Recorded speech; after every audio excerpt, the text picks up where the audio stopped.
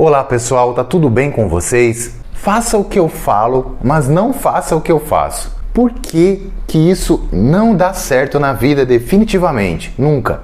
Sejam todos muito bem-vindos e o tema do nosso diálogo de hoje ele poderia também ser qual é o seu preço? E vocês vão entender por que eu tô falando isso.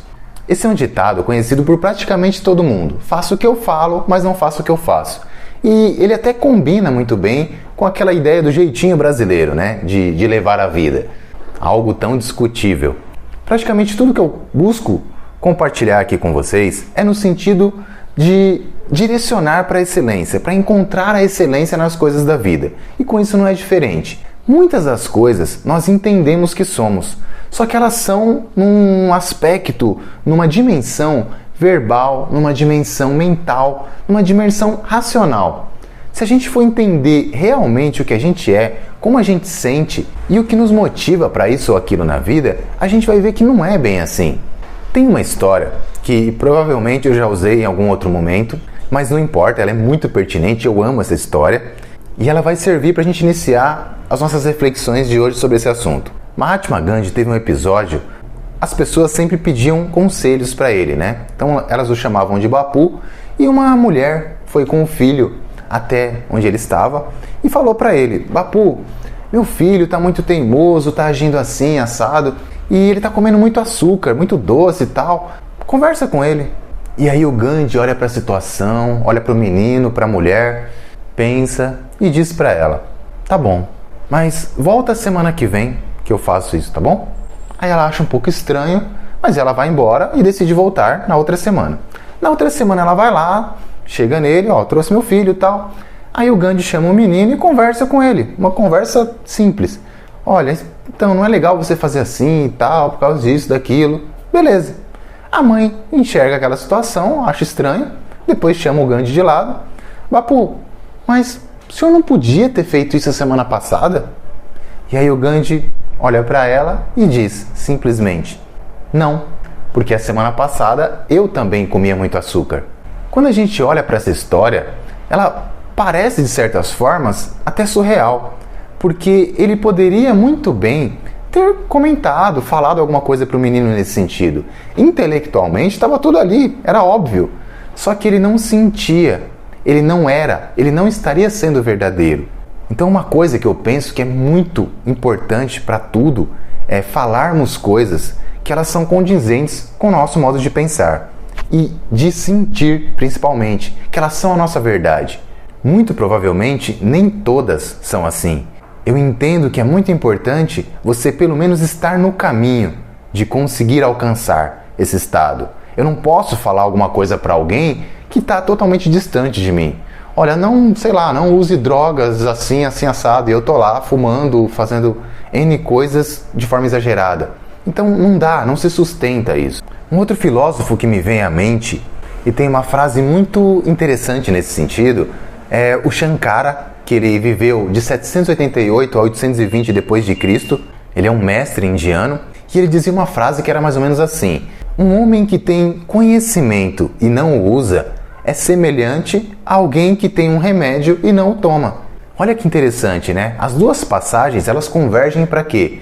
Para você ser alguma coisa, não só nas aparências, não só naquilo que você fala. Platão também tem uma colocação clássica e muito pertinente para esse assunto. Você é o que você faz quando a última porta atrás de você se fecha. Ou seja, quando ninguém está olhando. E aí, o que você vai fazer? Qual vai ser a sua conduta? Como você age? Quais são os seus princípios? Que princípios regem a sua vida?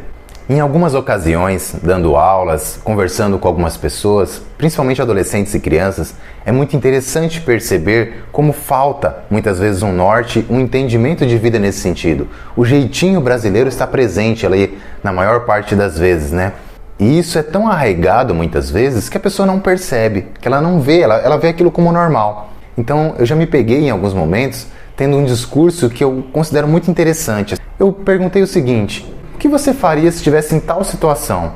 Alguém te desse um troco a mais na padaria. E aí é muito comum ouvir: ah, legal, ganhei R$2, sei lá quanto. E se você encontrar uma carteira cheia de dinheiro e também com os documentos da pessoa, o que você vai fazer?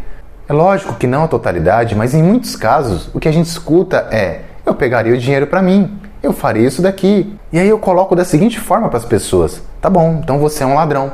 Quando eu faço isso, as pessoas se retraem. Nossa, mas você está me chamando de ladrão? Como assim? Sim, se você se coloca em certas situações, você está roubando.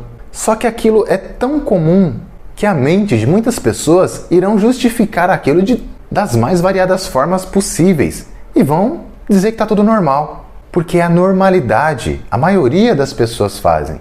E aí eu chamo a atenção aqui para a diferença que existe entre a palavra natural e a palavra normal. Normal tem a ver com a norma, com o que a maioria das pessoas fazem. Uma coisa que é natural é algo que tem a ver com a natureza primordial das coisas. Então, por exemplo, roubar uma outra pessoa não é natural, mas é normal, dentro de um contexto onde a maioria das pessoas faça isso. E aí a gente cai num ponto interessante, né? A gente vive no mundo material. As aparências são muito fortes. Tudo aqui nos leva a entender que o externo é muito real. Só que a gente precisa levar em consideração que esse é um mundo de aparências. Aliás, a energia, a vibração, a era já mudou há algum tempo e está mudando cada vez mais. Então as energias aqui, elas já são diferentes. Elas são muito mais sutis do que eram há um tempo atrás. O tempo de reação, de causa e efeito para as coisas, para a vida, é muito menor do que era há um tempo atrás. E uma outra coisa interessante da gente pensar, que é a responsabilidade. Quanto mais nós temos conhecimento, quanto mais nós caminhamos na experiência da vida, mais nós temos responsabilidades diante dela. Como diria um grande exemplo que eu tenho na minha vida, Peter Parker, mais conhecido como Homem-Aranha, grandes poderes trazem grandes responsabilidades.